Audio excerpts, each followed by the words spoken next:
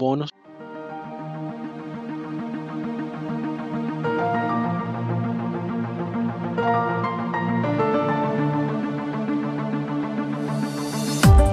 Fala galera, bem-vindos a mais um episódio do Veja Bem mais um episódio da nossa saga romana. E bom, no último episódio a gente começou a focar mais no Júlio César, finalmente. Calma, em breve vocês podem assistir a série. E eu também. E os vários filmes também que existem por aí nesse período. Nossa senhora, nem me fala. Eu tô devendo o Spartacus ainda. Spartacus. Em breve. Esse episódio especial, né? Episódio especial. Precisa de 3 horas de filme, pelo amor de Deus. É. Mas, bom, no episódio anterior a gente finalmente começou a falar do Júlio César. Inclusive a gente voltou um pouco no tempo, né? Porque a gente falou do nascimento dele mesmo, que é até fácil de lembrar que foi 100 a.C. Fácil de calcular até. Tem outra coisa também que eu esqueci de mencionar, mas ajuda a lembrar. Sim. É que começamos a falar dele no mês de julho.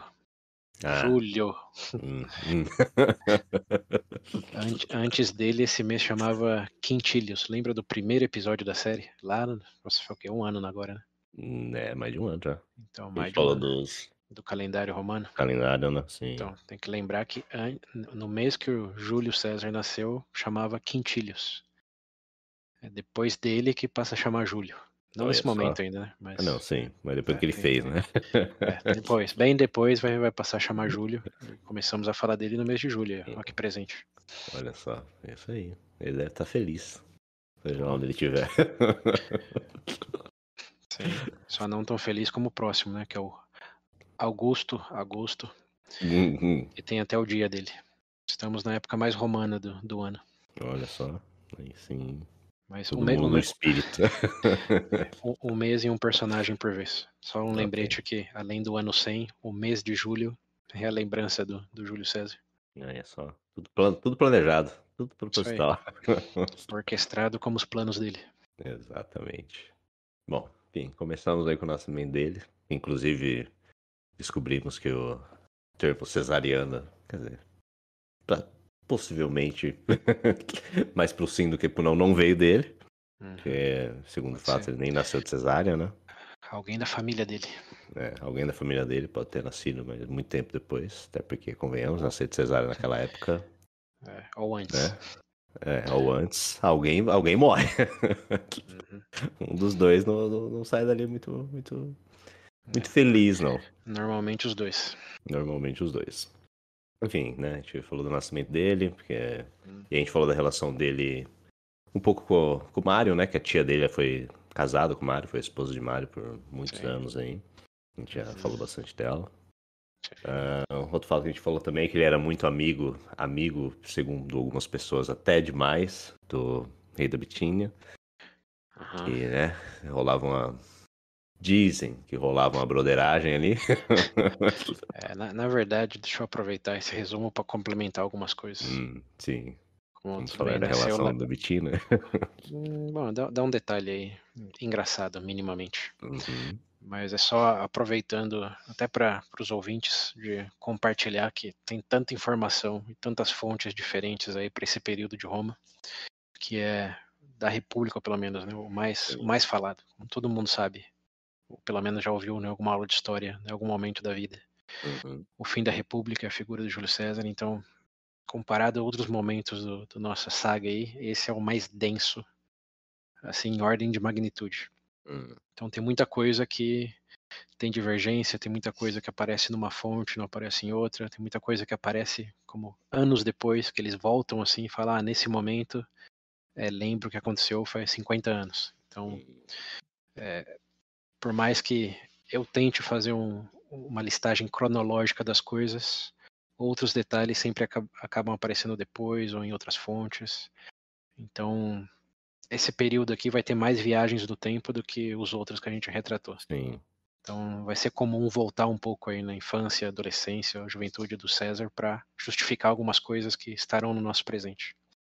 E esse é um momento deles, que já falamos aí desse aspecto do começo da carreira dele, mas aqui estamos novamente complementando e não mudando, corrigindo alguns detalhes que ficam mais claros à medida que eu vou continuando a investigação. Ok. Então, aproveitando aí esse parênteses. Sim, nasceu no ano 100, tem que lembrar que ele também era de uma família patrícia, Uhum. mas uma família patrícia meio pobre, ou classe média baixa, que fazia muitos e muitos anos que alguém tinha sido cônsul. O pai dele foi um governador da Ásia Menor, mas sem muitas conquistas ou glória. Acabou morrendo subitamente quando César tinha 15 anos. Então César, além de crescer num bairro que não era nada de elite em Roma, teve que ser ali o chefe de família já com 15 anos. E a sorte dele, e também azar, né, é que nesse período que o pai dele morreu, o Mário e o Sina ainda estavam no poder.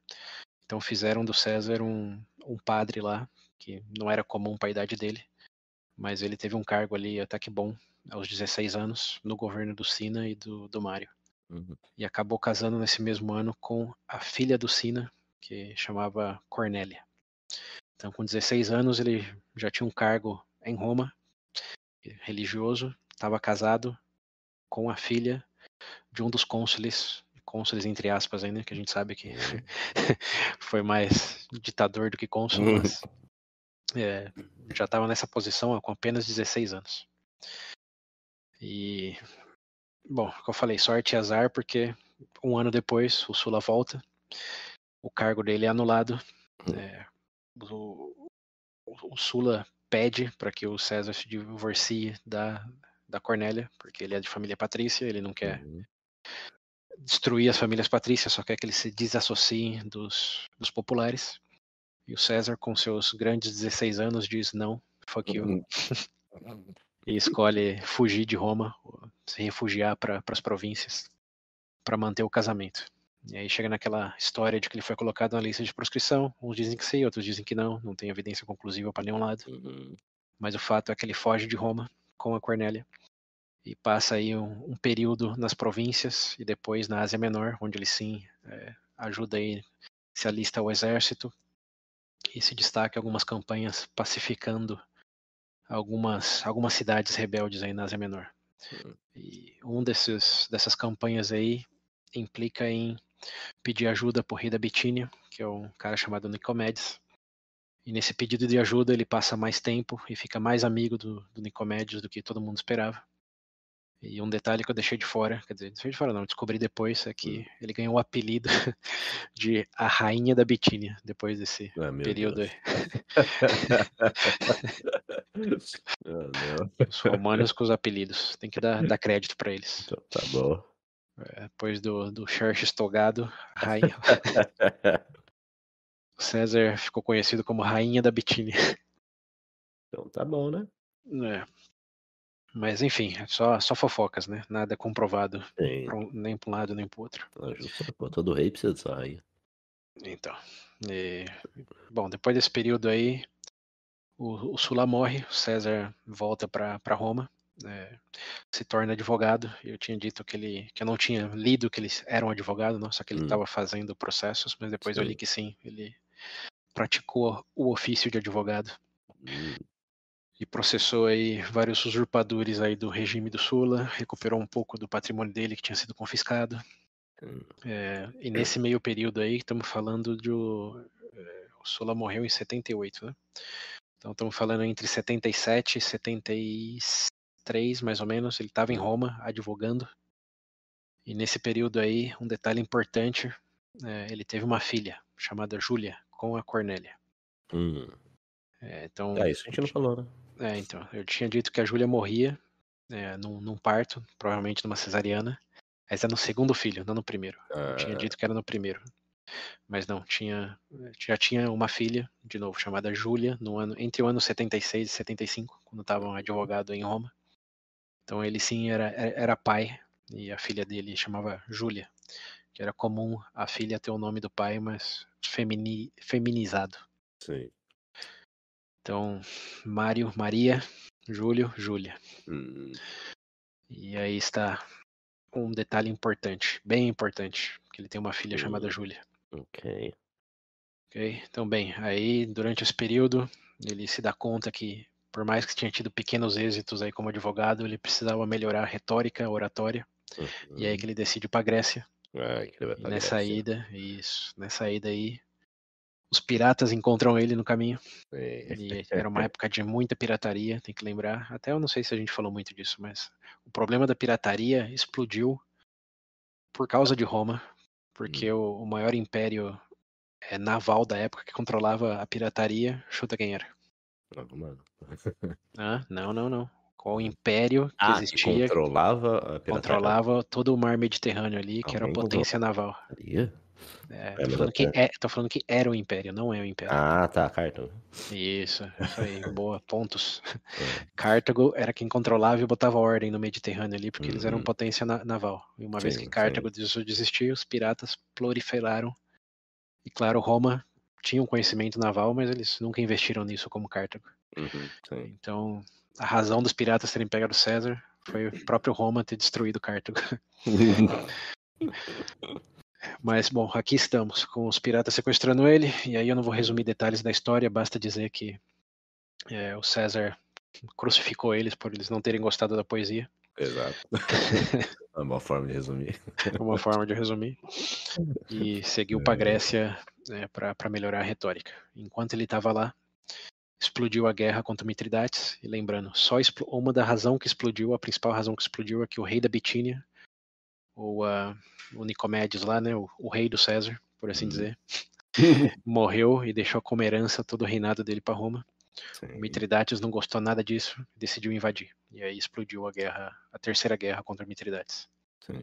Aí, nessa época era o Crasso e o Pompeu, né? Que estavam de cônsules ou não? Era já, não, né? ainda não. Nessa Ainda época o Pompeu estava lá na Espanha e o Crasso estava começando umas campanhas contra o Espartacus, que é o ano de 73, 74, 73. Ok.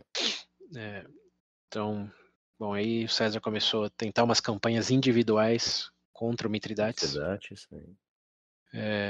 Mas nesse período aí, em 73, um tio dele morreu em Roma, que tinha um cargo nobre na esfera religiosa, e ele foi convocado para substituir esse tio.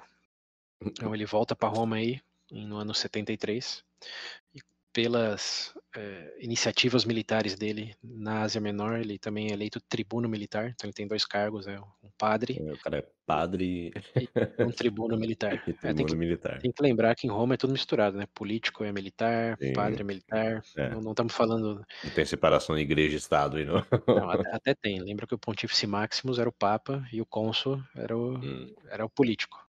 Mas Sim. não existia exclusividade de uma área em outra. Como Sim. Você pode o agir em seu alguma das amigo lá, duas. como o seu amigo rei lá, qual que era o nome dele? Sempre esqueço. Eu ia falar Pompeu, não é Pompeu. Não é Pompeu. Pompeu de agora. Segundo rei de Roma. É. Daqui a pouco volta o nome dele. Mas Levou. ele foi ambos, foi cônsul e foi Pontífice Maximus. Não é a estrutura religiosa católica, né? Que é a nossa referência. É antes disso. Então não tem. Lembra que o César é padre, foi casado e teve filho. Sim. Já tinha filho, inclusive. Já tinha filho. Então você tem que lembrar que são esferas diferentes, mas não necessariamente uma excluía a outra, nem nada nesse sentido. Sim. Então, ele era tribuno militar, era um padre com um pouco mais de posição do que ele tinha lá na adolescência dele. Pai de E aí, advogado, esquece, né? Já era, não fazia mais nada. ele podia processar, mas ele não estava exercendo a profissão.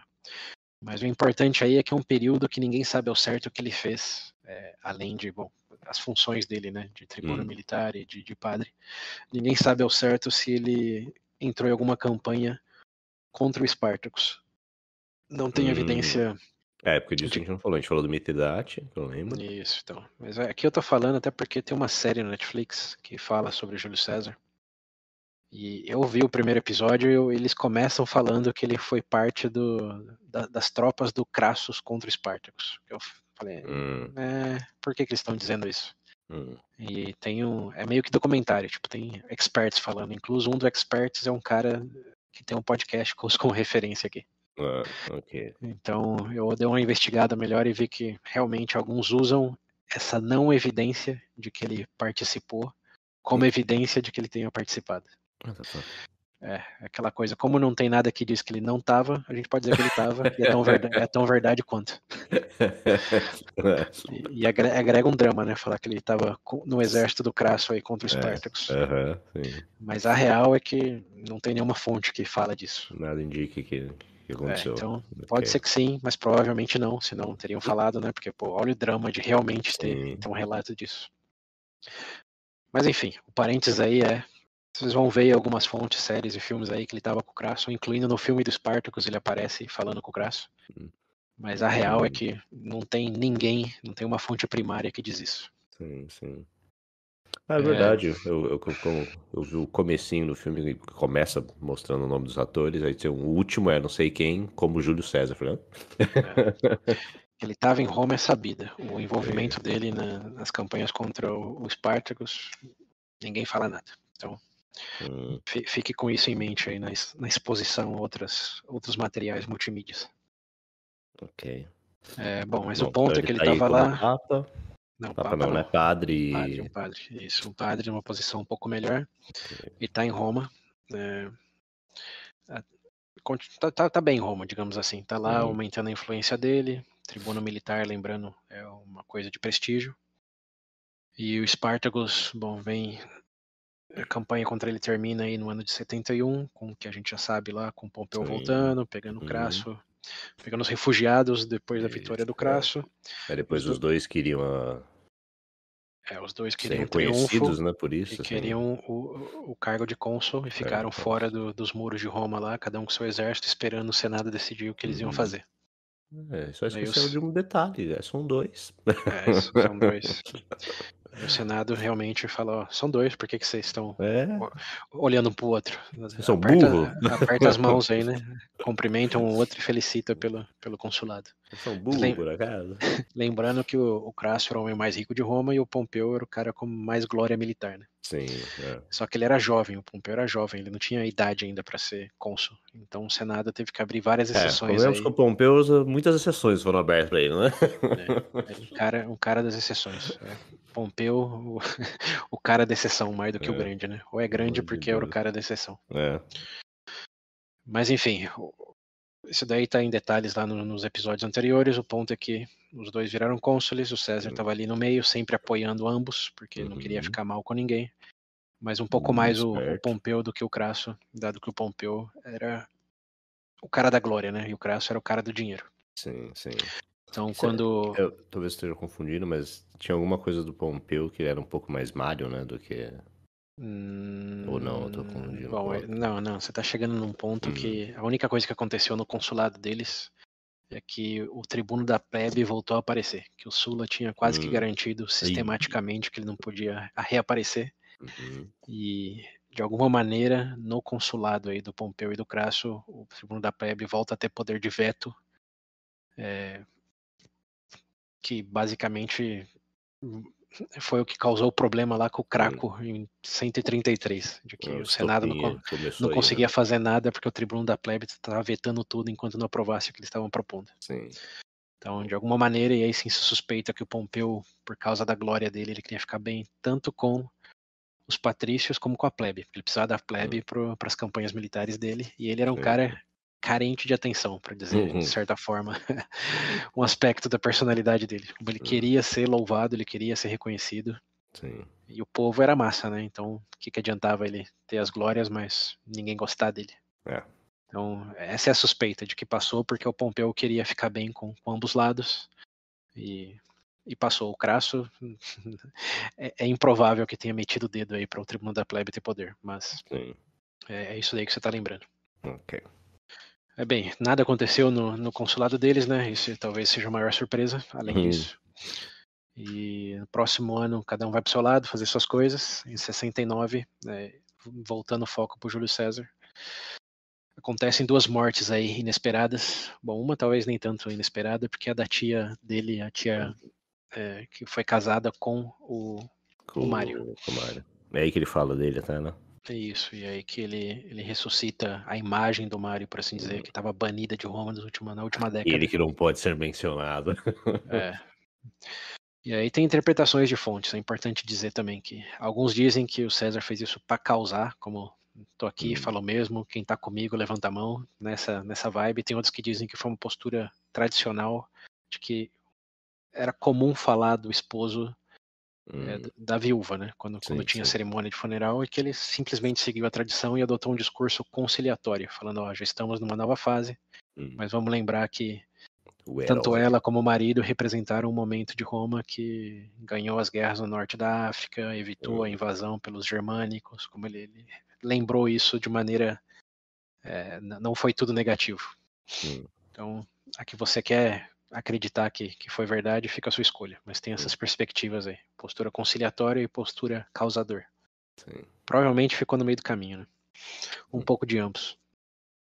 Mas o fato é que ele fez esse discurso, ficou mais popular ainda por defender uma perspectiva aí dos populares que ninguém trazia à tona fazia tempo. Sim. E um pouco depois a esposa dele morreu também, a Cornélia. E aí sim foi provavelmente de parto, provavelmente numa cesárea. Não tem confirmação de nada, mas é o que a maior parte das fontes dizem.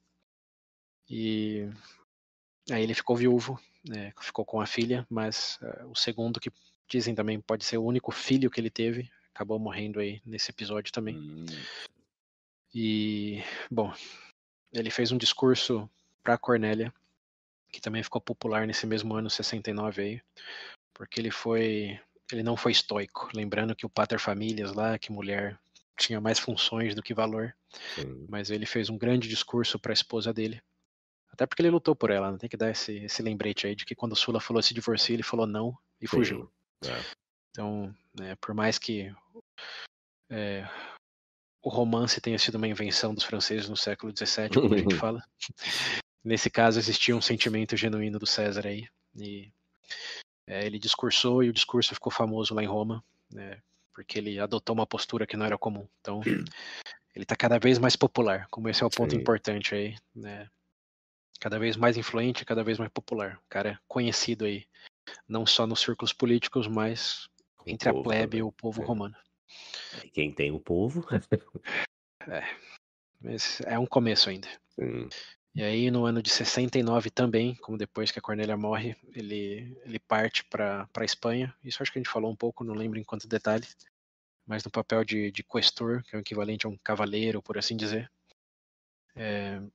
O que dá para ele um assento permanente no Senado, quando ele é eleito questor e vai para a Espanha.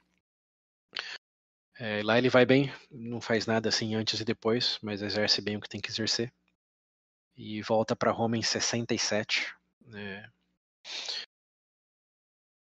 Quando, e isso a gente deixou de fora do último episódio, ele casa novamente. Lembra que eu falei que eu pensei que ele estava viúvo? Não estava viúvo, não. Em 67 ele volta e casa. E é interessante com quem ele casa, porque ele já volta com um pouco mais de renome, né? Desempenhou bem o papel dele lá na Espanha. Sim. E ele casa depois de ter sido casado com a filha do Sina, que é um ícone popular. Ele casa com ninguém menos do que a neta do Sula. Uma pessoa, mulher chamada Pompeia. Então aí. Pompeia, essa acho que é a que eu conheço. Eu conheço Pompeia? não, que eu ouvi falar. Bom, tem a cidade de Pompeia também, né? Talvez você esteja confundindo com isso. Foi Pode ser. enterrada pelo vulcão Vesúvio no próximo século, não nesse. Em breve. Em breve. Aguardem. Mas ele casa com a neta do Sula, Pompeia. E aí muitos especulam que foi uma artimanha política, como assumindo aquela postura conciliatória dele, né? De que ele tem parte do Mário, mas também está de acordo com muitas reformas do Sula.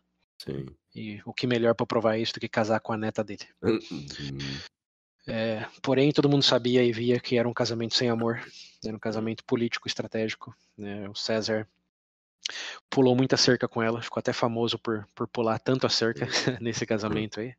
E uma anedota interessante que eu também deixei de fora do último episódio é que uma pulada de cerca dele foi com ninguém menos do que uma das irmãs do Catão. Lembra do Catão, que era o ícone das virtudes romanas, que no caso da conspiração catilina lá, defendia que Roma tinha que honrar os fundadores e ameaçar, quer dizer, cortar qualquer ameaça pela raiz. O Catão tem um episódio aí de que enquanto eles estavam nas conspirações catilinas, ele vê que passa uma mensagem pro César, recebe um bilhetinho, como se fosse sala de aula, ensino médio. E aí ele fala, olha o César, que era suspeito de estar envolvido com os catilinos, porque lembrando, os catilina eram um ícone, era um levantador de bandeira popular. Sim. Queria que perdoasse as dívidas, queria que a oligarquia fosse dissolvida. E o César estava muito bem no ramo popular, né? Tem que lembrar que ele era jovem ainda, ele tinha o quê? Estamos falando em 65, ele tinha seus 35 anos, jovem, tudo considerado, principalmente comparado aos senadores, né? Eu não sei se eu já mencionei isso, mas os senadores tinham que ter no mínimo 40 anos para poder ser senador. Então, comparado ao resto ali da massa, o César era bem jovem e ele tinha um estilo jovem, como além desses discursos apaixonados dele, sendo causador em muitos sentidos, ele tinha um estilo também meio Elvis Presley. Ele era conhecido por usar a toga dele solta, vamos dizer assim. Eles dizem, eu tô pensando em inglês, mas era loosely belt, como que é isso em português? Como ele não apertava o cinto. Já o cinto frouxo. Cinto frouxo. Só que isso em português soa meio que derrogatório, né? Sim. Então, mas era um cinto frouxo de estiloso, não de outras frouxices. Ficava meio caída a toga. Isso, meio caído. Meio que desleixado, assim, a propósito. Sim. E ele também. Isso. E nas mangas da toga, ele cortava, assim, como se fosse franja, com estilo Elvis Presley, assim. Então ele tinha. Ele cortava a toga. Aí sim, caralho. Ele cortava, mas verticalmente. Como ele fazia franjas na manga da toga. Sim. Então ele tinha um estilão. E ele era conhecido por esse estilão aí. Cara, artista, pô, poeta. Pensa no Elvis Presley misturado com JF Kennedy, misturado com um general militar. Esse é o César nesse momento. Ok.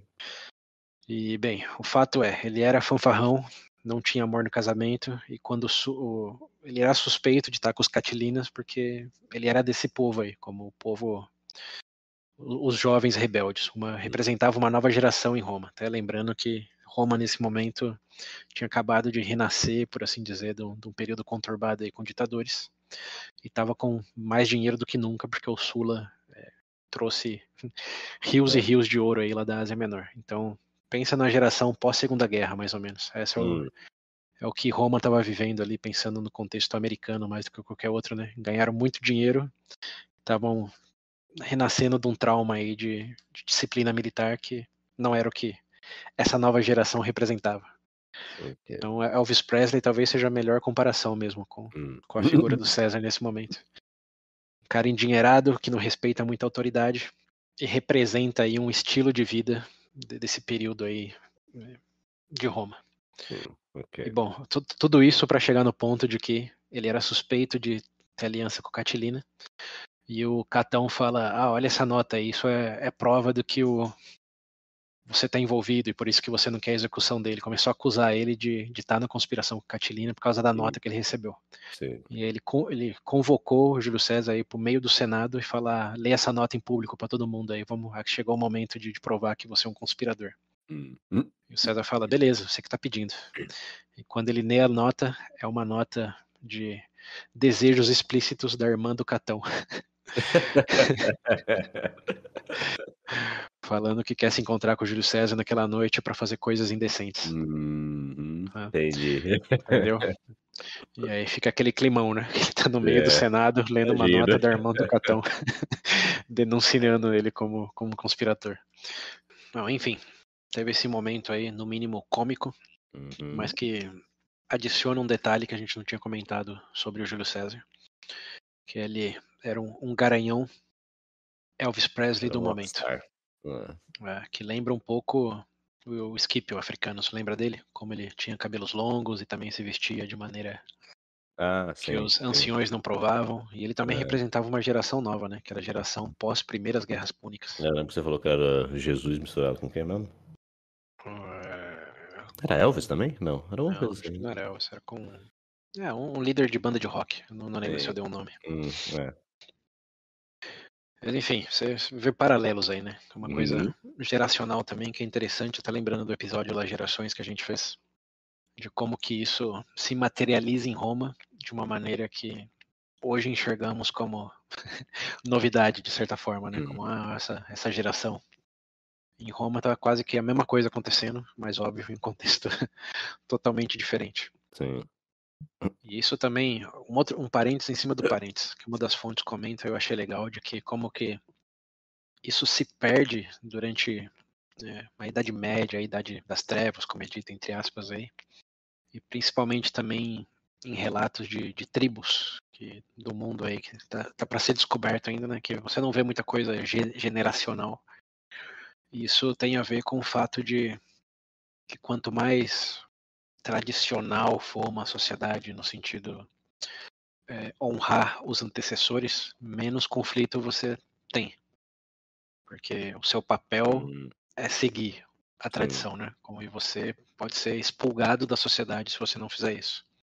Então, pensando num cacique, por exemplo, o filho do cacique vai ser o próximo cacique. E tudo que foi determinado como correto, tabu, tem que permanecer assim, como esse é o seu papel. E nessa lente romana, é interessante ver que como a sociedade está maior, está mais complexa, existe a questão de dinheiro, existe a questão de burocracia, como por causa dessas possibilidades aí que você vê o nascimento de gerações. Porque realmente cada um pode fazer o que quiser. Tem dinheiro, tem influência, pode servir no exército, pode ter o seu próprio comércio. Como existe um mundo de possibilidades e dentro dessas possibilidades, as diferenças generacionais é uma delas, ou começam a se materializar.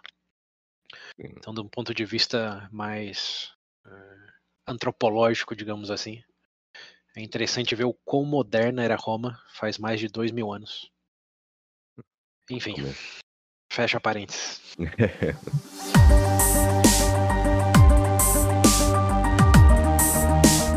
Estamos em 63. Então, tá rolando aí as conspirações catilinas, que eu não vou adentrar muito o que era, basta dizer que teve muita alegação de evidência real versus evidência forjada para um levantador de bandeira da plebe, que era o Catilina, que perdeu várias eleições. Já sabemos que, né? Sim, sim. Como o Graco, o Flúvius e um monte de gente, entre eles, prova. Quem levanta a bandeira da plebe termina morrendo por alguma razão. E a razão do Catilina foi que, alegadamente, surgiram evidências aí indubitáveis de que eles iam assassinar todos os senadores e famílias patrícias de Roma para tomar o poder, como era a grande insurgência. E na figura do Cícero, que era representação do Senado, que também foi eleito cônsul em 63, ficou aí comprovado de que era uma insurgência, que os gauleses, incluso, ajudaram aí a gerar essa comprovação quando eles foram chamados para ajudar e acabaram falando pro Cícero que eles tinham sido convidados para isso e o Cícero falou, então aceita, mas faz eles assinarem um documento e esse documento vai ser a prova de que devemos eliminar o problema do Catilina. E foi o que aconteceu. Agora, quem escreveu a carta ainda é uma dúvida histórica que sem uma máquina do tempo ninguém pode responder conclusivamente. E bom, Catilina foi assassinado lá no fim de 63, começo de 62, e ficou aquele climão de foram executados sem um processo devido, sem um julgamento. César foi contra isso, mas na figura do Cícero e do Catão foi a decisão tomada. E foi o que teve para aquele dia. Os populares, de forma geral, tomaram mais uma alfinetada. E o Cícero acabou virando um herói aí, salvador em potencial de Roma, porque ele evitou um possível desastre. E aqui estamos na linha do tempo que deixamos da última vez, né? 63. O César está ali no Senado e nesse ano ele decide que quer tentar sorte, não só como um representante ali do Senado, lembrando que ele tinha ganhado o lugar permanente depois de ser questor lá na Espanha, mas ele queria avançar na carreira. E uma das opções que ele tinha era o cargo de Pontífice Maximus. Lembrando que ele já tinha sido padre na época do Sina e também na década de 70, mas em posições inferiores. Agora ele queria ser o Papa. porque, bom, duas coisas. Uma é que durante esse período dele aí de volta em Roma, ele tinha sido eleito pretor urbano, então ele tinha que fazer administração pública de algumas coisas, e muitas dessas coisas tinham sido festivais, eventos, jogos, que ele, para ganhar fama, acabou financiando do próprio bolso. Então ele acabou financiando de forma individual muitos eventos e muitos jogos aí para o público que eram anunciados como venha a Briga dos Gladiadores patrocinada pelo César, ou venha aos jogos de Chariot lá, como que é? Charrete, presenteados pelo César, pela população. Então, dado a influência dele nesse papel urbano, ele se aproveitou para elevar a fama dele. Como você vai num evento que está sendo concedido pelo César.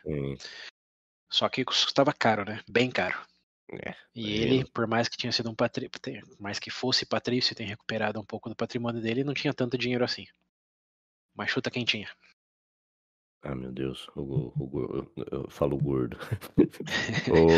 Olha a projeção, olha a projeção. Sabe que eu acho que você tá falando isso? Porque você tá pensando no senhor barriga. Provavelmente. Essa é a minha hipótese. Você associa dinheiro à gordura por causa do senhor barriga. Pode ser isso mesmo. Agora só vou lembrar sua barriga agora, vamos falar dele. Bem, sim, o César vai no banco do Crasso, lembrando que banco não existia, era mais no lado pessoal, e pede muito dinheiro emprestado para ele para fazer suas campanhas aí, já visando até futuramente se candidatar a outros cargos. E um deles é esse de Pontífice Maximus. Então, com essa estratégia, ele se endivida mais. Diz a lenda que ele até pega dinheiro emprestado para subornar quem vai votar no Pontífice Máximo, porque Pontífice Máximo, lembrando, é o Papa, e ele nessa época tinha seus 30 e poucos anos ainda. Então não sei se você já viu aquela série Young Pope da HBO, que é muito boa, recomendo, inclusive. Sério? É. Não, Que é nunca vi. Não. Não? Bom, depois dá uma googleada aí. Young Pope chama. Que é Ah, eu acho que eu sei o que é, o ator até é famosinho, né? Sim, bem famosinho. Esqueci o nome dele agora, mas ele tá até em filme da Marvel aí, no filme da Capitã Marvel, ele é o vilãozinho. Esqueci totalmente o nome dele. Eu lembro dele do Acho que é Jude Close. Law. Jude Law. Isso, esse mesmo. Jude Law. Nesse. Também do filme. Não, é Jude Law. Vamos deixar nisso para não estender mais. Mas ele é uma série que imagina como seria ter um Papa com menos de 40 anos. Ou em torno dos 40 anos, né? Em vez dos 70, 80 como é hoje. E é isso que o César Elvis Presley faz. Ele se candidata e consegue, com todos os subornos e campanhas políticas, virar Pontífice Maximus, virar Papa com seus 30 e poucos anos. E isso, claro, dá uma estabilidade não só política, mas também financeira para ele, porque ele é concedido uma nova casa no bairro Nobre, que o Papa não pode ser qualquer um, né? Então aí ele além do que, ele também era uma artimanha de ele poder fugir dos próprios emprestadores, que não era só o Crasso. Porque como você vai contra o Papa? Então é uma estratégia bem estrategizada de você aumentar, elevar a sua reputação política, um cargo super nobre, já de status de ancião, que se protege contra os seus próprios credores pela própria fama religiosa que tem. Então aí é mais um exemplo de como César pensava bem no que ele estava fazendo. Ele não era desesperado só atrás de bajulação e de fama, como muitos outros personagens aí.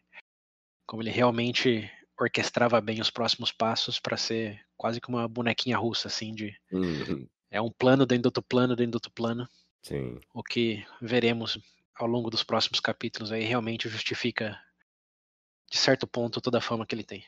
Que até é algo que eu já falei muitas vezes aqui, né? Que essa série de Roma meio que começou por isso, que eu não entendia porque que ele era tão famoso, dado que eu tinha recém-aprendido naquela época sobre bom, os outros personagens aí, né? Desde do Romulus até o Camillus, o Scipio, o Mário, o Sulla. Depois que eu fiquei sabendo tudo isso, eu falei, por que o César, que não fez nada novo nesse sentido, né? Ficou tão famoso? Sim. Bom, uma das respostas é que ele era um gênio da estratégia, quase que nível Hannibal assim, mas não só militar, senão que e principalmente político, como tinha umas artimanhas políticas que dá o mérito do adjetivo gênio para ele, que agora não está tão claro, mas vai ficar cada vez mais claro. Sim. Mas esse ponto aí de discursar sobre o Mário, depois casar com a Pompeia, depois fazer campanha política quando ele não precisava fazer isso, para se eleger o cargo máximo na esfera religiosa.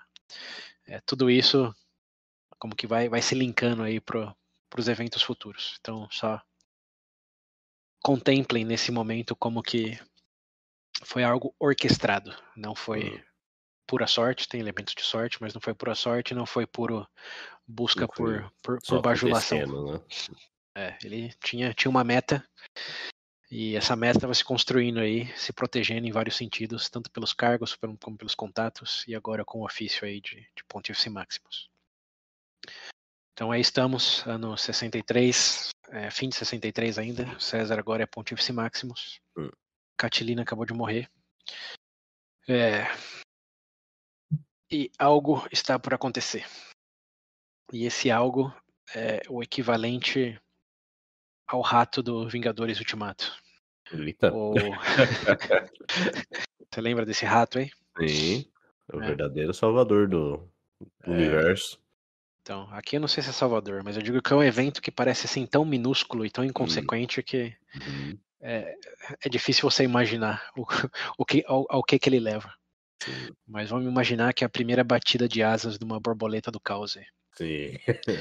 E esse evento é, na verdade, um escândalo. É um momento fofoca, paparazzi ou fuxico. Olha só, poder da fofoca. O poder da fofoca. Então, prepare-se, tô acendendo a fogueira aí. Aproxime-se. No fim do ano 63, começo de 62, essas datas aí são sempre questionáveis. Mas o César já é o Pontífice Maximus. E existe um evento chamado o evento da Boa Deusa, ou em latim Bonadea. E esse evento ele é feito na casa do Pontífice Maximus, mas ele é liderado, pelas mulheres, porque chama então ele é dedicado às mulheres, tem a ver com a deusa da fertilidade, e ele é liderado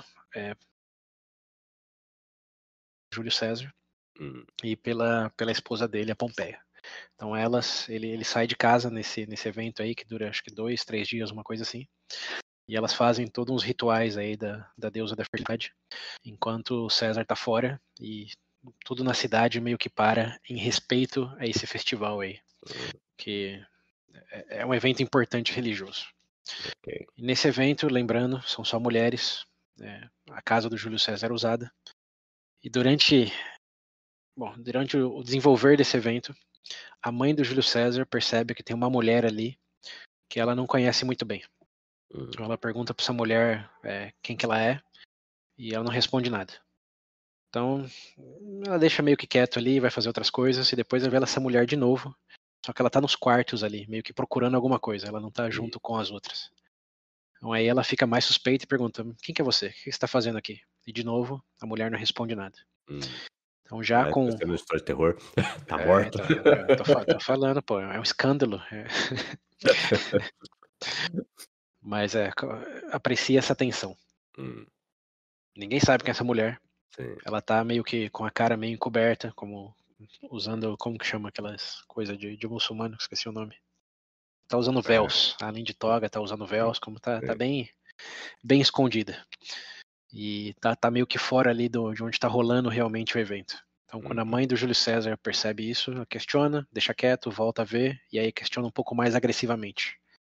Até que chega um ponto em que ela não aguenta mais de silêncio e fala: fale alguma coisa agora, o que você está fazendo aqui? Vou chamar os guardas lá fora, a menos que você diga quem você é, o que você quer.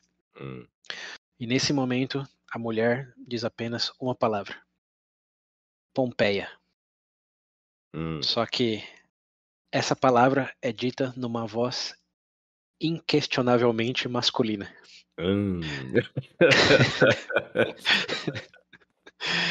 E aí a mãe do Júlio César, obviamente, percebendo disso, começa a gritar, falando que tem um invasor no festival. Então ela manda fechar as portas, convoca todas as mulheres a ajudar ela a encurralar essa mulher, que na verdade é um cara, que tá ali pra, segundo ele mesmo, ver a Pompeia. Lembrando, Pompeia é a mulher do Júlio César. Sim. Então, quando eles desmascaram essa mulher aí, eles descobrem que essa pessoa é um cara chamado Claudius Pulcher, Claudius da família Cláudia, mas que nesse caso se pronunciava Claudius, como se fosse com O em vez de A.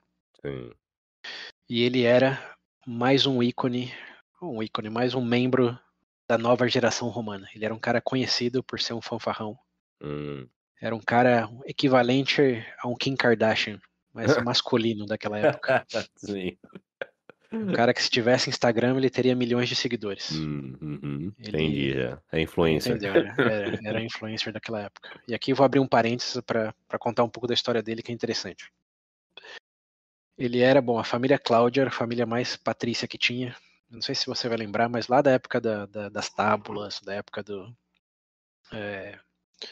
da greve dos plebeus, como lá pro século IV antes de Cristo, tinha um Cláudio que odiava a plebe, chamava ele de gentalha. E desde essa época tiveram vários outros cônsules da família Cláudio, como eles, a família, segundo as minhas fontes, mais conhecida assim da Roma antiga é a família dos Cláudios, ou a família Cláudia. Eu não deixo de mencionar os Cláudios algumas vezes. Sim, então, e esse era um membro dessa família, muita influência, muito dinheiro, mas ele era da geração nova, né? Então ele não respeitava a autoridade, não estava muito aí com o cargo dos antecessores, ele queria causar e aproveitar. E ele começa essa história indo para a Ásia Menor, quando ele, na verdade ele não vai, né? Ele é mandado ir para a Ásia Menor, enquanto o Lúculos, lembra do Lúculos? O Lúculo, ainda não sei bem como pronunciar o nome dele, aquele que estava lá dando ferro no Mitridates, já tinha basicamente ganhado a guerra até que ele foi substituído pelo Pompeu. Lembra esse pequeno detalhe aí? Então, lembra que eu falei que teve um motim contra o Lúculos, que foi o que o Senado usou para justificar para mandar o Pompeu? Sim. Que os próprios soldados falaram, não vamos mais lutar por você, a gente quer alguém como o Pompeu. Sim. Então, lembro. Ele morreu? Um dos organizadores desse motim, não, o Lúculo, ele voltou para Roma e ficou conhecido como Xerxes Togado. Isso, Tinha ganhado quase infinito dinheiro. Ele foi esperto. Tá bom, vocês querem que eu volte, eu volto, mas volto rico. Isso aí, ficou lá vivendo uma vida de luxo. Né? Até em italiano, latim, o que seja, viver lucosamente é viver luxuosamente. Ok. Então, mas um dos caras que iniciou esse motim lá na Ásia Menor contra o Lúculo foi esse Claudius Pulcher aí. E o detalhe interessante é que esse Claudius Pulcher era cunhado do Lúculo.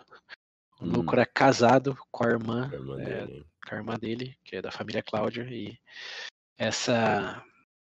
Bom, a família já era conhecida, né? Mas a irmã do Pulcher aí, do Claudius, ou as irmãs dele também eram da família Kardashian e era conhecida por ser tão atrativas quanto. Então, Lúculo, casado com uma, Pulcher, cunhado dele, foi mandado para lá para ajudar o Lúculo, consagrar um pouco mais o nome da família, mas acabou fazendo um motim contra ele, liderando um motim contra ele, contra o próprio cunhado. E deu no que deu, né? O Pompeu foi para lá. Sim. E o resto da história a gente sabe. O interessante é que quando o Lúculo chegou de volta em Roma, ele não só descobriu que esse Cláudius aí tinha tramado contra ele no motim, mas ele também descobriu que ele estava com fama de corno em Roma, porque o Cláudius alegadamente tinha dormido com a esposa dele. Você ligou os pontos aí? Quem que era a esposa do Lúculo? É parente dele, só se diz. O que ela é exatamente? Irmã. Isso, tá, irmã. Então, ele estava sendo chamado de corno porque o cunhado dele dormiu com a esposa dele. O que isso significa? Toca a musiquinha do Game of Thrones aí. Sim. Ai. Os Cláudios eram bastante. Qual que é o nome do Cersei lá? Da família deles? Targaryens. Não, Targaryen é. Não, Targaryen é do dragão. é Não, do Targaryen é do dragão. dragão. Quem era mesmo? Lannister. Os Lannisters. Os Cláudios É. estavam bem pra Lannisters. Em É. vários sentidos. Mas bem, o Manter o ponto. sangue puro, né? É isso aí. E, É. bom, um ponto aí é que o Claudius era conhecido por tudo isso. Então ele era uma figurinha carimbada, não só por trair o cunhado, mas por incesto. Uhum. Então, quando eles descobriram que era ele, ao mesmo tempo que foi uma surpresa, não foi uma surpresa tão grande, porque de todo mundo só podia ser esse cara que estava ali em Se era drag pra ser queen. alguém, ia ser ele. Ele estava ali em drag queen, querendo pegar a esposa do Papa. E quem que era o Papa? Nosso amigo, Júlio César. Ai, meu Deus do céu. Então aí temos um evento escandaloso que na manhã seguinte todo mundo em Roma e fora de Roma estava sabendo. Tava na capa de todos os jornais que não existiam, todas as revistas, o Fuxico, que também não existia, mas em espírito sim existia. Tava no top do Twitter. Tava trending, Tava absolutamente. trending. É até engraçado que uma das minhas fontes fala aí que eles encontraram cartas na Grécia relatando para os gregos se eles já tinham escutado sobre o que tinha acontecido na casa do Júlio César nessa noite. Então, Ai, caralho. o negócio foi assim estrondoso. Todo o Império Romano, por assim dizer, toda a extensão do território romano ficou sabendo na manhã seguinte o que tinha rolado na casa O cara do queria César. pegar a esposa do Papa na casa dele. Na casa dele, fazendo drag queen. Que pariu. Então, foi um momento assim, se fosse ficção, você diria que foi forçado. Mas isso realmente aconteceu, todas as fontes aí estão em acordo de que o escândalo do evento do ritual da Bonadea aconteceu e gerou um climão, gerou um puta climão, porque por um lado, todo mundo sabia que tinha algo errado aí. Sim. Mas por outro lado, o que exatamente estava errado? Como que lei que ele tinha quebrado? Que consequência, ou quem foi realmente prejudicado em termos materiais pelo que ele fez? Ele foi um fanfarrão, foi um causador, mas o que legalmente tinha acontecido?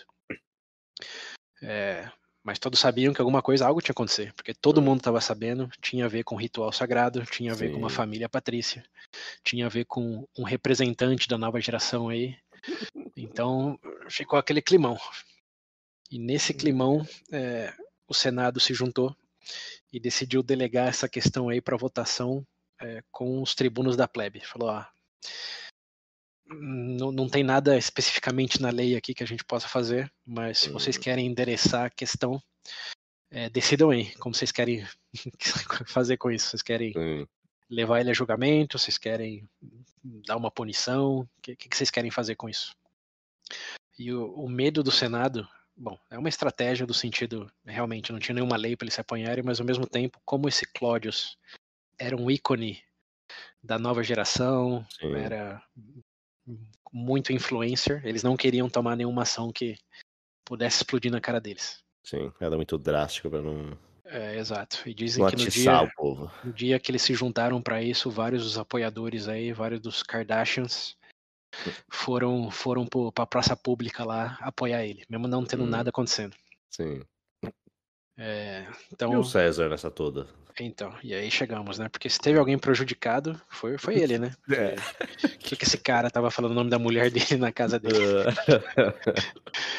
Só que o César tinha um dilema, porque ao mesmo tempo que ele foi, de certa forma, prejudicado, ele também era um representante da nova geração. Ele também era ele não era um Kardashian, mas era, sei lá, pega alguém popular aí, da nova geração.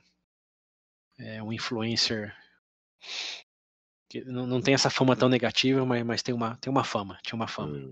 Sim. Não consigo pensar em nenhum nome atual para. Também não. Mas, bom, ele estava nesse mesmo grupo, então se ele fosse contra esse Kardashian masculino aí, contra o Claudius, ele estava se queimando dentro do próprio grupo. E ele, lembrando, tinha popularidade com eles. Mas se ele não fizesse, ele estava queimando a própria honra, né? Então ele estava num dilema bem dilemoso, o que fazer. Sim. E ele escolhe fazer algo bem estratégico, voltando naquela coisa da estratégia do César, para dizer algo. E o que ele decide é imediatamente se divorciar da Pompeia. E isso, de certa forma, é bom para ele, porque era um casamento sem amor. E ele já estava traindo ela com a irmã do Catão fazia muito tempo. Mas ao se divorciar dela, ele meio que assume que algo não estava certo, né? Então o pessoal pergunta para ele se você não acha que nada de errado aconteceu, por que você está divorciando dela? Sim, sim. E aí ele diz como das frases mais famosas dele. Ele tem várias frases famosas, mas essa é uma que eu não conhecia. Ele diz que, independente do que tenha acontecido, e se ela tem culpa ou não, se existia já um caso ou não, como independente de todo o contexto, ele diz que ele se divorciou dela porque a mulher do César precisa estar acima de qualquer suspeita. Então tá bom, né? É uma frase que até nos dias de hoje é usada aí em casos de divórcio por razões parecidas. Então, com isso, ele se distancia do problema. Ele fala: não sei de nada, não estava lá, só sei que a minha mulher precisa estar acima de qualquer suspeita. Então, tá aqui o divórcio, mas me recuso a testemunhar contra o Cláudius. Ele não quer se queimar com o público que o Cláudius representa. Sim. E nisso, alguns outros personagens aparecem, e o principal deles é o Cícero, que é o intelectual, o conservador, que nessa votação aí do que vai acontecer, lembrando, ele não é mais cônsul, mas ele é ex-cônsul, ele discursa de que o Cláudio sim precisa ser julgado, porque ele foi contra aí, ele cometeu um sacrilégio, e de que o Senado romano não pode admitir que isso passe sem nenhuma consequência. E ele tem um argumento para realmente botar o Cláudius na tribuna, por assim dizer, que é que ele viu o Cláudius no dia anterior. E o Cláudius estava dizendo para todo mundo que ele nem estava em Roma nesse dia, que ele tinha viajado. Com isso foi a desculpa dele. Porque lembrando, outro parênteses aí, de que a mulher não tinha uma voz com peso legal em Roma. Lembra que não podia fazer negócio com mulher quando a gente falou naquele episódio de dia a dia em Roma? Então, elas não serviam como testemunha. Legalmente, elas viram que era ele, mas ele falou, não, elas se confundiram, não era eu. E legalmente isso tinha mais peso do que o testemunho de todas as mulheres que estavam lá naquele evento. Mas aí quando o Cícero chegou e falou, não, eu vi ele, eu falei com ele no dia anterior. Aí sim teve um peso legal. E aí sim o negócio foi a uma votação se eles iam processar o Cláudius por sacrilégio ou se não. Porém, ficou um climão aí no sentido, o Senado não queria que isso acontecesse. Não queria criar um clima contra os populares e os conservadores. Mas o Cícero foi lá e fez exatamente isso.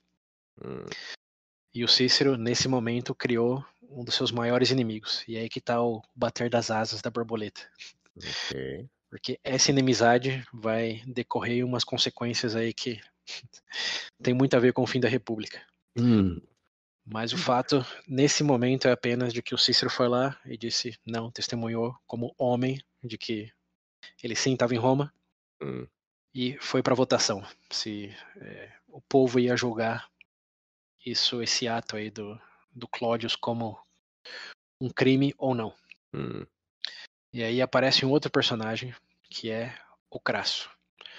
O Crasso, se você lembra bem, tinha dinheiro infinito e gostava da influência que ele tinha com os favores. Né? Ele justamente emprestava dinheiro para a pessoa dever ele, para ele ter sempre aquele favorzinho que ele podia comprar. Sim.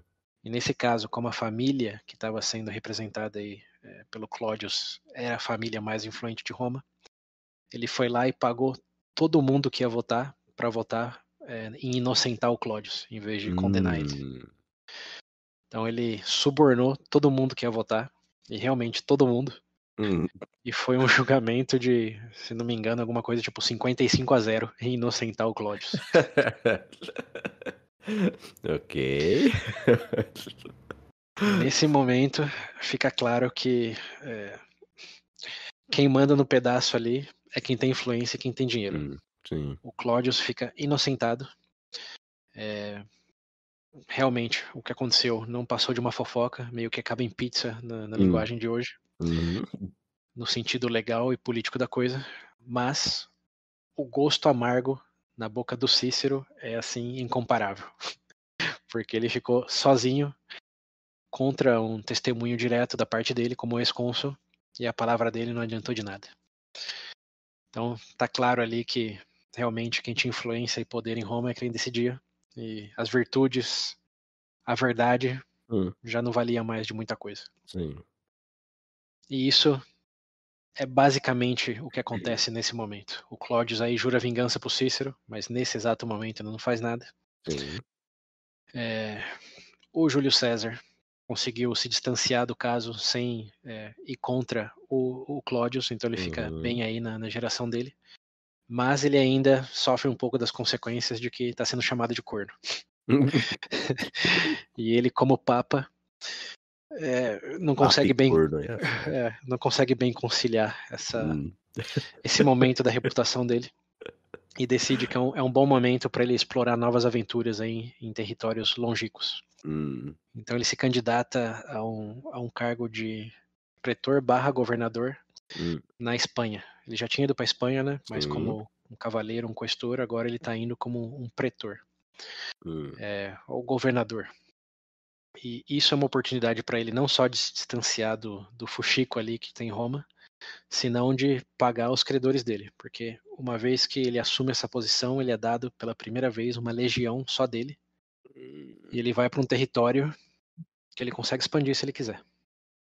Então ele abocanha isso de uma maneira assim quase desesperada, e esse é o único momento aí que talvez tenha uma pintada de não foi só estratégia, ele não previa esse escândalo, né? Sim. Mas conseguiu amarrar a corda aí com uma oportunidade de ter a própria legião dele e conseguir ganhar fortunas se ele fosse bem lá na Espanha. Sim, ok. Antes dele sair da cidade, porém, os credores deles bloqueiam ele e falam: você não vai sair daqui enquanto você pelo menos não pagar um pouco dos juros que você deve.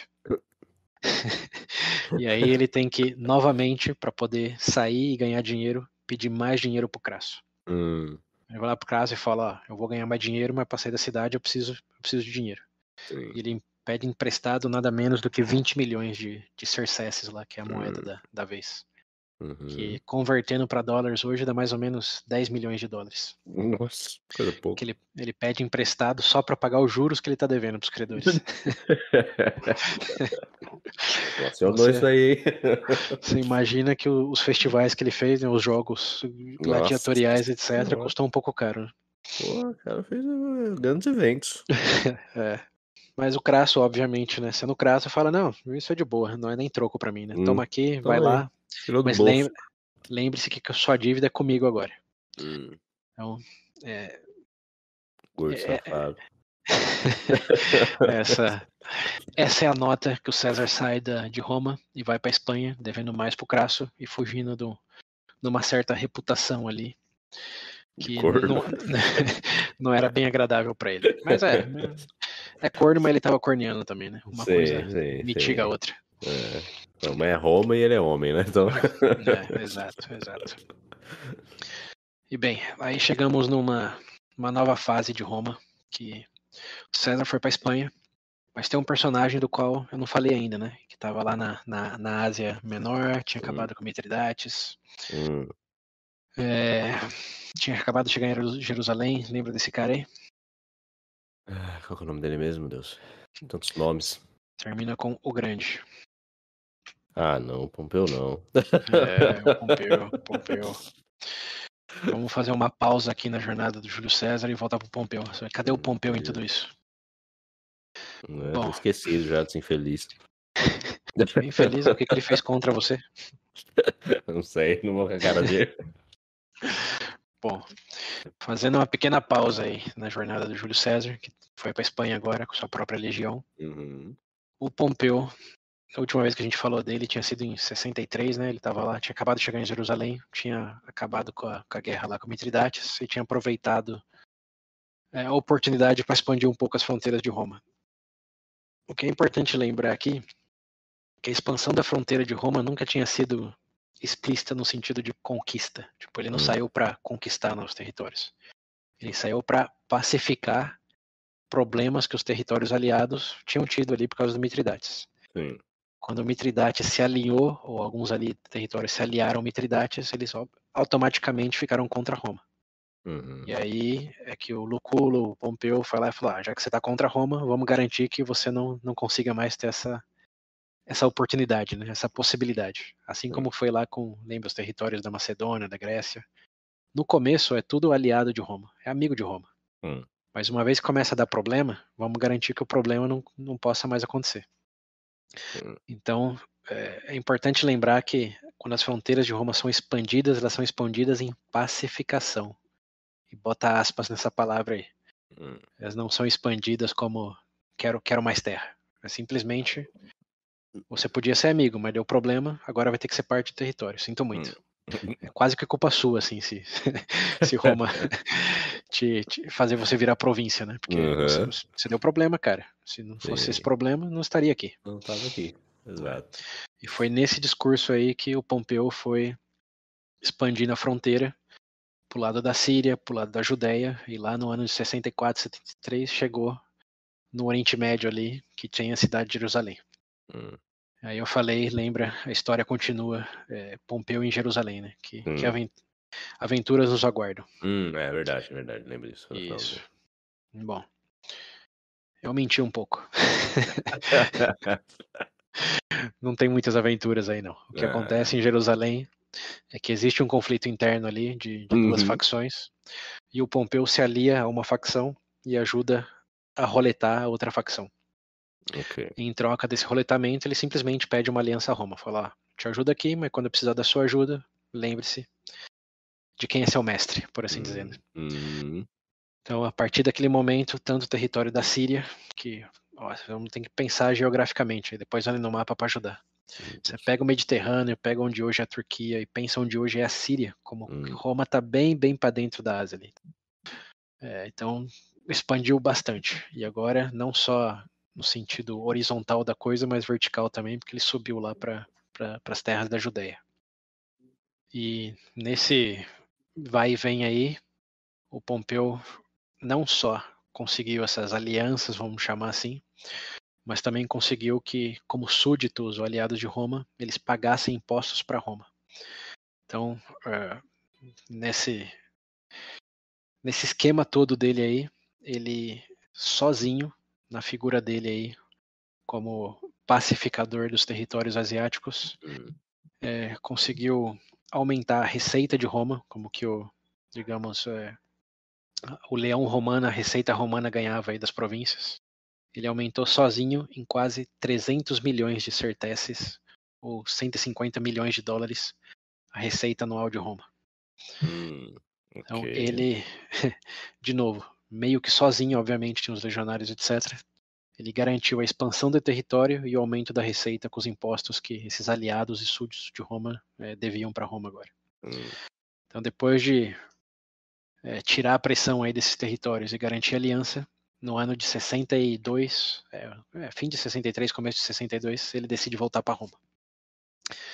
E aí vamos recapitular o que ele fez. Saiu de Roma em 67, depois de ter acabado com a ameaça pirata.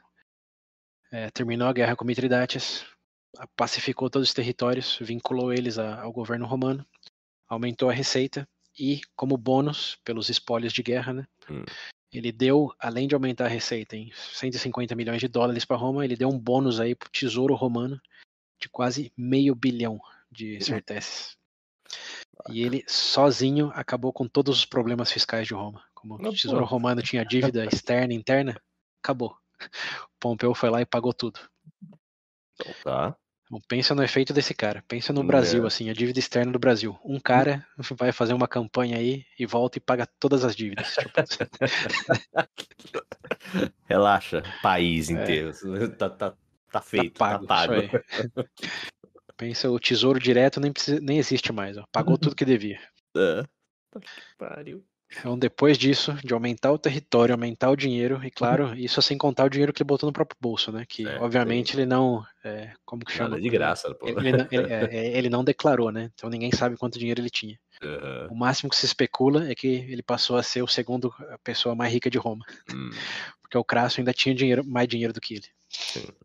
Mas é nesse momento aí, depois de todas essas conquistas, e agora como que tem que dar um pouco de crédito para ele, né? Ele realmente é grande no sentido de acabou com a Sim. ameaça pirata, acabou com Mitridates, Uhum. amarrou um monte de corda aí com os territórios, inclusive com o Egito, que estava meio de fora aí, mas ele deu uma passada por lá e falou: "Ó, Egito, lembra quem manda aqui e não esquece de pagar o imposto." E com tudo isso, ele decide voltar para Roma. E aí surge uma pergunta. Você lembra quem foi o último cara a voltar da Ásia para Roma com toda essa grana e toda uma legião de militares aí consagrados, veteranos? Sula, né? O Sulla, Uhum. exatamente contra a guerra do Mitridates lá, né? Ele passou Uhum. vários anos lá e voltou para Roma com um exército veterano e cheio de dinheiro e cheio de Sim. popularidade, né? Que o povo em Roma sabia, estava escutando das conquistas do Pompeu. Então ele estava popular, rico e com um grande exército atrás dele. Ok. Não vai Você botar acha fogo que o nas casas Senado. também, não, né? Então, você acha que o Senado pensou em quê quando ele falou que estava voltando? Bata, já tá, as pernas já tremeu, já. Ele ficou Falar com. não de novo, não. O Senado ficou com medinho, ficou com um certo receio de que o É, Pompeu ia fazer igual o Sulla, né? Que ele tava com a de- faca e o queijo na mão. Se ele sim. quisesse invadir e conquistar tudo, o que o Senado ia fazer contra isso? Depois que abriu o precedente lá, já era.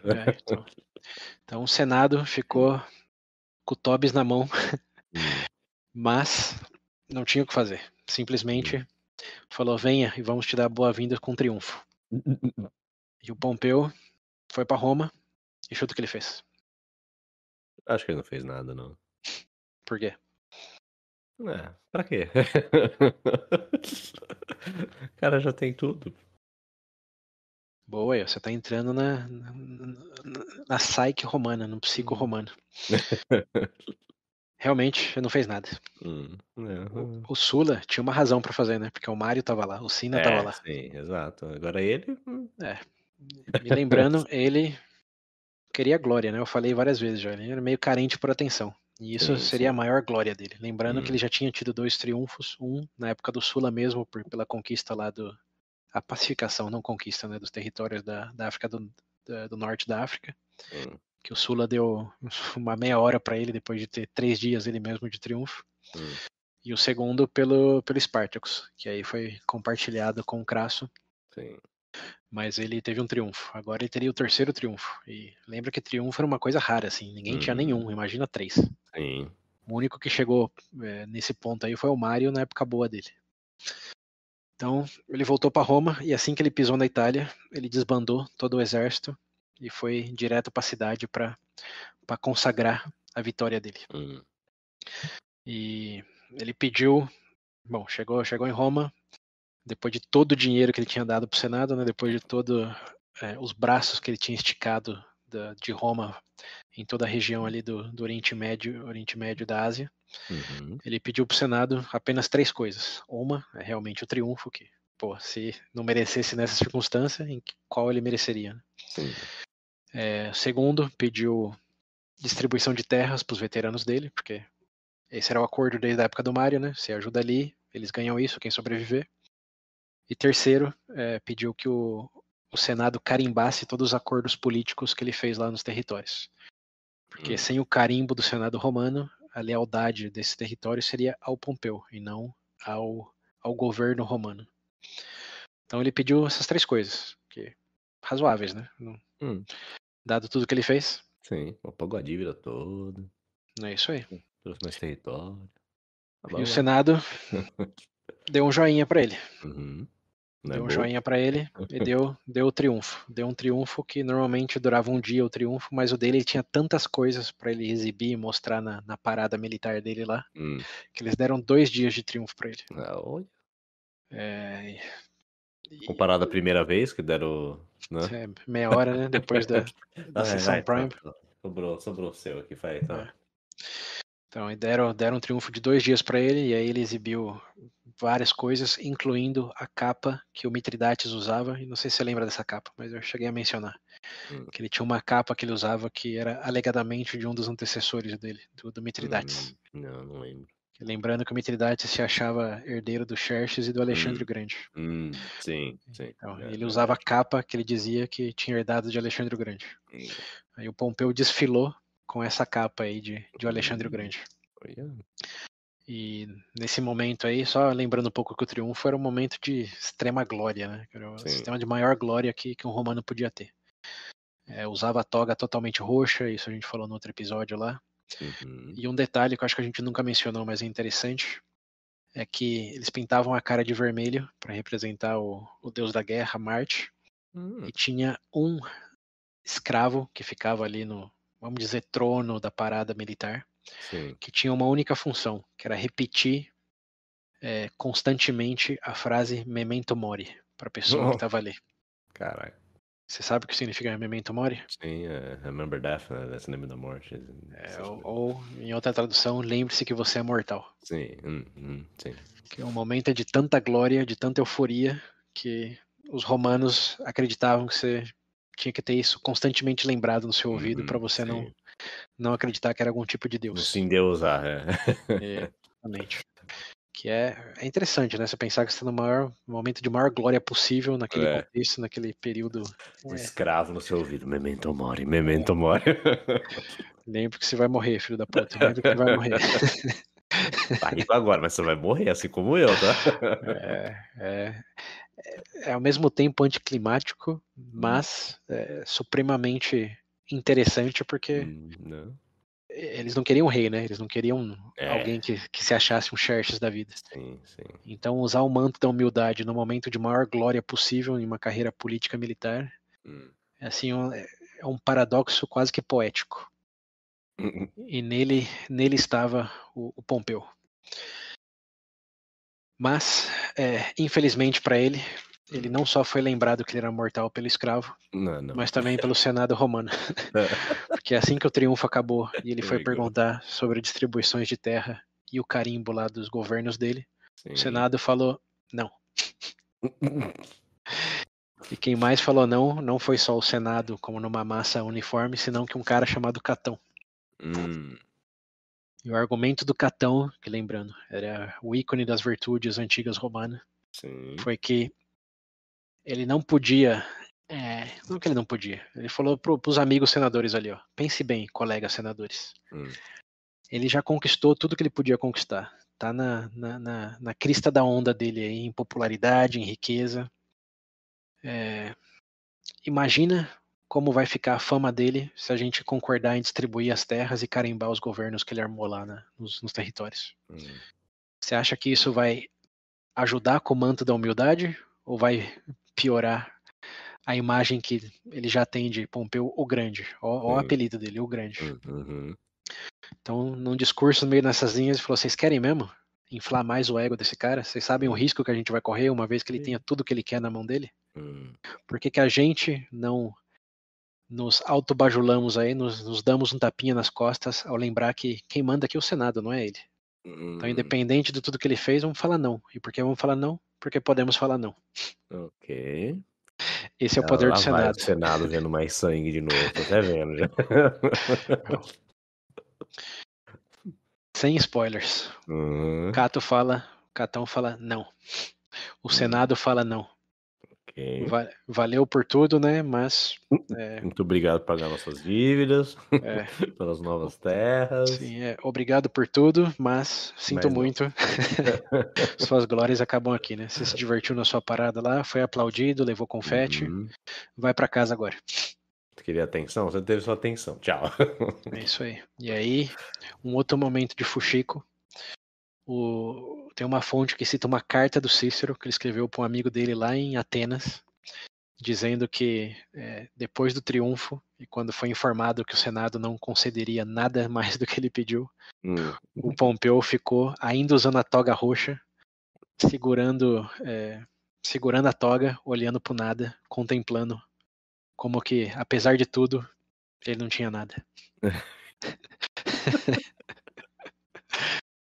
Pensa nesse momento. Meu Deus do Segurando céu. a toga roxa com a cara pintada de vermelho, tentando digerir o fato de que o Senado Falou não pra ele. falou não.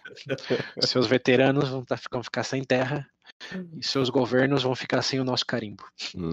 Que na muito real bom. significa que eles não têm nada com Roma. Como se eles tiverem um problema e pedirem ajuda de Roma, Roma não precisa ir lá resolver. Não é obrigado. Então ele fica com aquele carão também, né? Falou, rei do Sim. Egito, lembra que eu falei que agora ia estar tudo alinhado com Roma? Então, Roma, na verdade, não carimbou. Não quer nada, não. Então. Estão por conta. Então, ele ficou, deve ter sido um momento bem dramático, né? Segurando a toga roxa ali, só olhando pro horizonte. Pensando na ingratidão. Nossa senhora. Deve estar pensando, não devia ter dispensado meu exército. Pois é, mas já tinha desbandado já. Mas ele tava pensando no próximo passo, né? E pra sorte do Senado, e tem que lembrar que a palavra sorte aparece muitas vezes. O Pompeu não. De sorte é Roma. O Pompeu não tinha sangue de ditador nas veias. Se fosse o Sula ou o Mário, acho que a gente já sabe o que teria acontecido nesse momento, né? Não vai, tá bom. Mas no caso do Pompeu, ele simplesmente fica triste. Ele fica triste, fica triste, fica desolado.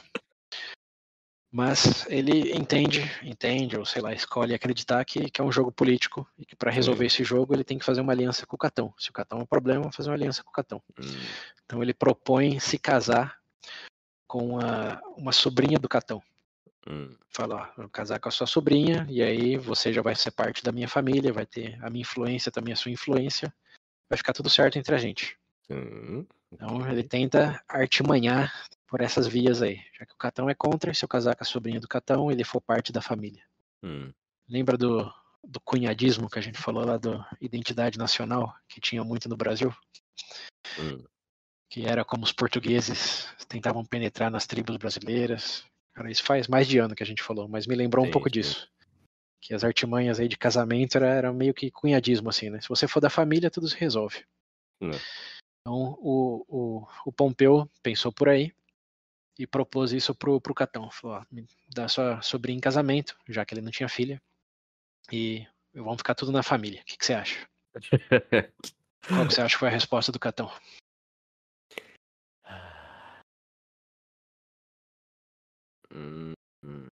Algo me diz que ele não aceitou, não sei porquê. Boa, você tá bem dentro da psicologia romana já. Catão falou, não vou me subornar. O que você acha? Que eu sou um prostituto barato? Mas ele que é mais, né, tem esse ar mais conservador aí, mais Roma antiga, sei lá. Da virtude dos fundadores romanos, lembre-se disso. Ícone de um passado de ouro. Ele não só disse não, mas disse que, é uma das frases famosas dele, que ele não seria flanqueado no quarto matrimonial. Aqui, ou você faz direito comigo, ou simplesmente contempla a tristeza e agarrando a toga. O Catão disse um belo não para ele. Comigo não vai funcionar, não. Só senta e chora. E bom, nesse tempo aí, tem que lembrar, ele voltou para Roma em 62, até ter todo esse triunfo e as questões aí de negociação política. Já estamos no ano 61, fim de 61. E coincidentemente, no fim desse período aí, tem um cara que estava lá na Espanha. E esse cara decide que é momento de voltar para Roma. Você sabe o nome desse cara, né? Sim, nosso querido César. Júlio César. Tinha ido para Espanha em 62, começo de 62, e tinha ficado lá na Espanha nesses 2 anos aí, por assim dizer. E o que aconteceu com ele lá na Espanha? Bom, lembrando, foi a primeira vez que ele tinha uma legião em mãos. Agora ele era um general militar, não parte das tropas. E ele sabe que tem a oportunidade, de novo, de aumentar a glória e pagar todas as dívidas que ele tinha se ele conquistasse e pudesse juntar os espólios da guerra, né, que não tinham que ser declarados. Era simplesmente o que aconteceu, aconteceu. E ele faz justamente isso. Ele acha umas tribos lá pro nordeste espanhol que não estavam bem pacificadas nas palavras dele, como ainda estava causando certas inconveniências. Ele decide ir para lá pacificar esse povo. E nesse um ano e pouco que passa, ele tem um exímio sucesso militar nesse sentido. Ele subjuga e atropela toda e qualquer resistência dessas tribos aí do norte da Espanha. E nesse atropelar, ele chega até na costa do nordeste espanhol, ali, que seria o Atlântico. Então, Roma, nesse momento, não sei se a gente falou, mas eles tinham parte ali do que a gente chama de Espanha hoje e de Portugal, mas não tinha todo o território. O César vai para lá, ele garante que sim, tem todo o território. Não só o sul, mas também o norte e a costa, como que chega até na parte que a gente chama de Ibérica ali, que inclui Portugal. Então, ele faz o dever de casa e não só acumula riqueza para pagar todas as dívidas dele e dar bônus para os soldados e até mandar 100 milhões de serteces para o tesouro romano, mas ele fica tão popular entre os soldados por causa das vitórias dele que o próprio soldados declara ele imperator ou imperador. Causa lembrando, imperador em latim significa ter poder sobre o território. Sim. Como que ele era tão firme, tão objetivo na conquista, que ele foi louvado como imperator pelos próprios soldados. Não foi um título que ele se autodelegou. Sim. E aí, nesse momento, ele sente que é hora de voltar para Roma.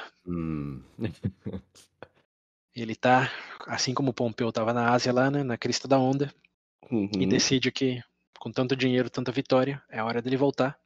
E a hora não só dele voltar, mas a hora dele voltar para se candidatar ao maior cargo político de Roma. Qual que é esse cargo? Cônsul. Então, bem, agora vai. César tá voltando. E antes dele voltar, verdade, uma anedota interessante aí. Uma das razões que dizem que ele decidiu voltar nesse momento não foi só necessariamente as conquistas dele lá na Espanha, senão que em uma dessas conquistas, alegadamente, ele se depara com uma estátua do Alexandre o Grande. E quando ele se depara com essa estátua, ele espontaneamente se ajoelha e começa a chorar nos pés dessa estátua. Ok. E aí, quando perguntado por que ele estava chorando, a resposta dele é: contemplando essa figura do Alexandre o Grande, eu me dou conta que aos 33 anos ele já tinha conquistado mais da metade do mundo moderno, do mundo conhecido.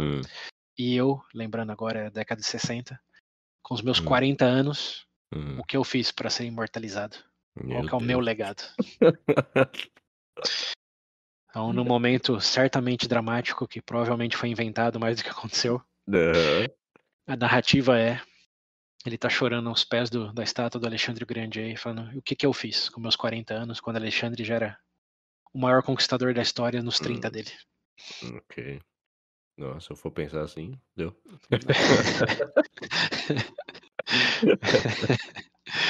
Então, mas ao mesmo tempo que é triste, é motivador, porque ele tá nos 40, pô, você não tem 40 ainda.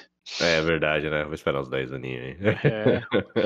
E outro asterisco interessante é que Alexandre o Grande nasceu como rei, ele nasceu no trono. O pai dele, o Philip lá, foi quem realmente fez a Macedônia o domínio de toda a região ali da Grécia. Então, ele nasceu já herdando um exército, já herdando um território. O que ele fez foi expandir. Mas em termos de quem é o Alexandre o Grande, ele é um herdeiro. Quem é o Júlio César?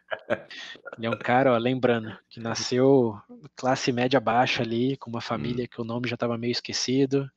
Virou chefe de família com 15 anos, padre com 16.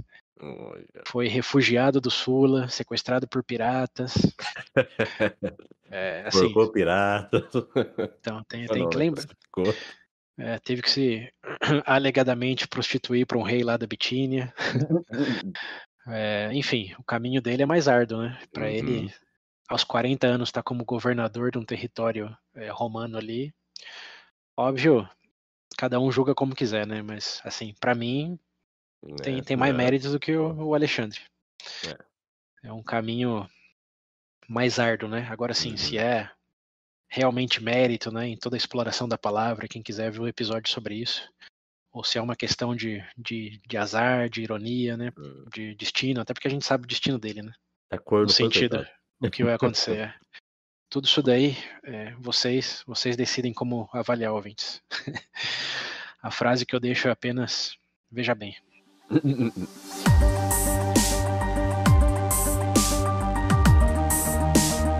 Bem, Não. com isso, temos aí Júlio Pompeu em Roma, em desagrado com o Senado, Magoado. magoado. Júlio César indo para Roma, Uhum. já talvez ou talvez não, em virtude aí desse encontro com a estátua, ou simplesmente pelas conquistas, decidindo que é o momento dele de ser cônsul. O que acontece? Bom, vou falar agora. Pensei em deixar o próximo episódio, mas nós temos uns minutos ainda. O que acontece é que o Júlio César chega em Roma. Ele chega em Roma e tem um prazo para ele se declarar candidato ao consulado de 59. Lembrando, isso é 60. Estamos no ano de 60 e ele quer se candidatar ao consulado do ano 59. Mas tem um prazo, ele precisa se candidatar até X dia. Ele vai correndo para Roma, quase que literalmente, e chega com apenas um dia dentro do prazo. Quase fechou a porta do Enem. Quase fechou. Mas ele chega com um dia antes. Só que tem um pequeno probleminha. Que ele é um general militar. Ele tá com as tropas dele. E ele não pode entrar em Roma com essas tropas, né? Então ele deixa todas as tropas ali pro lado de lá do Pomério.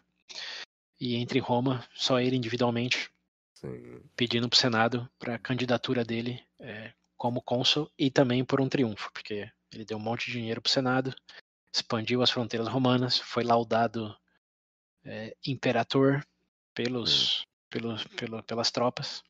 Então, ele não queria só ser candidato, ele queria o triunfo também. Sim. E o Senado diz, sinto muito, é um ou outro. Porque para ter o triunfo, ele precisa ser um general em ofício, que aí é liberado que as legiões entrem para ter a parada militar, né? O triunfo nada mais é do que uma parada militar. Sim. Então, ele falou, para ter o triunfo você precisa ser um general militar. E para ser um candidato a cônsul, você precisa ser um indivíduo. Você não pode ser um general, porque um general não pode estar dentro de Roma com suas tropas. Então tem que escolher um ou outro. E aí o César pede uma exceção. Fala, não, mas aqui, assim, as tropas estão ali, já conquistei tudo, mereço o triunfo, também quero me candidatar. Abre uma exceção aí. E aí o Senado analisa bem a situação dele e fala, dado que realmente não representa uma ameaça, ele só quer ser consagrado, né, e quer se candidatar, talvez seja possível. Até que um cara chamado Catão, você nunca vai adivinhar o que ele faz.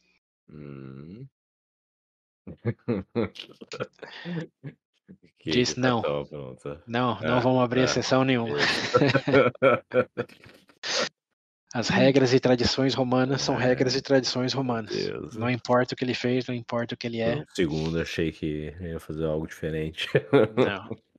Ele diz, não vamos abrir exceção nenhuma. Velho rabugento. Mas o apelido dele é Catão o Jovem. Você fala velho, mas o velho era o pai dele. É o cara que falava que tinha que destruir Cartago em toda e qualquer oportunidade. Dele eu gostava. Mas agora o filho dele tá ali. Também tão convicto quanto, mas sobre outras coisas. Ele é o rei da burocracia, é o rei da tradição e regras. Meu Deus. Então ele fala, não vamos fazer nada.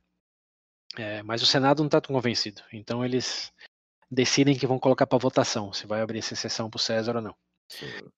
E um pouco antes da votação, o Catão começa a discursar de que isso é inadmissível, de que se abrir essa exceção para ele, qual que vai ser a próxima exceção, de quando que alguém já teve um triunfo e foi candidato ao mesmo tempo, começou a falar. E lembrando, o César tinha chegado um dia antes de fechar o prazo. E o Catão não parava de falar. E aí o César se dá conta de que o Catão vai falar pelo tempo que vai fechar o prazo para ele se candidatar. Ele está fazendo o que em inglês chama filibuster. Não sei se em português tem um termo equivalente. mas é quando alguém do Senado, da Casa Tá enchendo linguiça. dos Representativos fica falando só para fechar o prazo para poder votar ou fazer alguma coisa. Sim, sim. Isso que o Catão estava fazendo com o César. E ele percebe que é isso que vai acontecer, que no final ele vai falar tanto que ele não vai mais poder se candidatar. Então ele tem que fazer uma escolha. Passa a faca na garganta dele. Essa é uma escolha. Mas não é a escolha que ele faz. Ele tem que escolher basicamente renunciar ao cargo de general e ser candidato, ou renunciar não, ou sacrificar a possibilidade de ser candidato Continuar general. E ter o triunfo dele. Okay. O que você acha que ele faz? Nossa, é um cara ousado. Eu acho que ele se desfaz do cargo. Se desfaz do cargo e se candidata a cônsul? Se candidata a cônsul. Boa, Se bem que parece William. meio cedo pra isso, né? Foi isso mesmo? Já tô te parabenizando aqui por mais uma vez acertar. Tá sendo difícil encerrar. Essas perguntas aqui estão ficando mais retórica do que de possibilidades. Mas isso talvez seja um atestado de que estamos fazendo bem a coisa aqui, porque a ideia de toda essa saga, todos esses episódios, é entrar no detalhe do porquê que eles decidem como decidem, né? Não simplesmente, essa pessoa fez isso em tal data. Sim. Então o fato que você está adivinhando bem significa que tá dando certo essa imersão histórica. Os incentivos, né? O contexto. Faz sentido, dado tudo que a gente falou sobre o César, que ele opte pelo poder em vez da glória. Né? Ele é um mestre estratégico, ele sabe o que ele quer, ele sabe o que implica certos sacrifícios e certas decisões em certos contextos. É um homem com um plano. Isso, ele tá jogando xadrez, não tá brigando num cabo de guerra. Se fosse o Pompeu, o que você acha que ele teria feito? Não, Pompeu queria a glorinha dele. Tá vendo? Vou lá, é exatamente isso. Como aqui, caros ouvintes e Sr. William, estamos aprendendo história. Como esse é o ponto que justifica todas essas horas e todos esses meses nessa jornada. Como história não é simplesmente aconteceu isso. É por que aconteceu isso. E o que teria acontecido se fosse outros personagens, se fosse outro contexto. Lógico que não dá para saber, mas dá para especular. E dá para especular plausivelmente porque entendemos, conseguimos entrar na psicologia aí dos personagens e do contexto, né, que é a própria cidade de Roma, os próprios territórios romanos. Então, cara, é isso aí. Tô orgulhoso, eu tô arrepiado. Tô satisfeito. Você acertou e acertou bem. O César escolheu reivindicar do cargo de general militar dele, foi lá e disse para as tropas, cada um vai para sua casa, eu vou me candidatar a cônsul, e depois a gente vê o que faz. Vocês já não são mais parte do meu exército. E o Catão teve que aceitar que o César, a partir daquele momento, era o candidato, não só um candidato, era o maior candidato ao cônsul do próximo ano de 59. Ok. E aqui sim, ouvintes. Aqui sim vamos terminar a jornada por hoje, porque os próximos passos são conturbados e exigem vários detalhes. Basta relembrar de que o César está na crista da onda, o Pompeu está no momento de frustração, e o Crasso precisa receber dinheiro do César ainda. Que não é só dinheiro, verdade, né? É só favores. O César, o Crasso não é só como eu te empresto dinheiro. Eu te empresto dinheiro e lembra que a gente fez esse favor. Sim. Lembra que não é só dinheiro na conta, né? Não é só fazer um Pix. Tem que fazer favores. Eu estava lá quando você precisou de mim. E agora? Quando eu precisar da sua ajuda. É isso aí. Aquele toquezinho no ombro, né? Sim. Então, lembra desse contexto aí. O que for.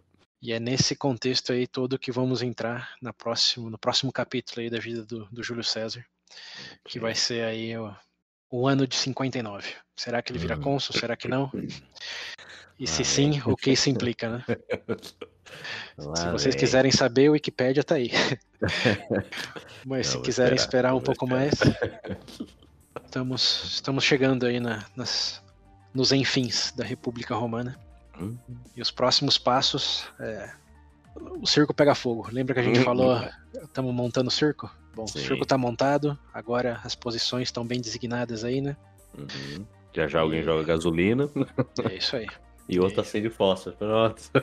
É isso aí. Mas quem e como, estamos por saber. Basta dizer também, num pouquinho de spoiler, que o fogo literal tem a ver com o Kardashian masculino. Então, acho que eu tô esperando. Tô esperando a volta do comedor de casado aí.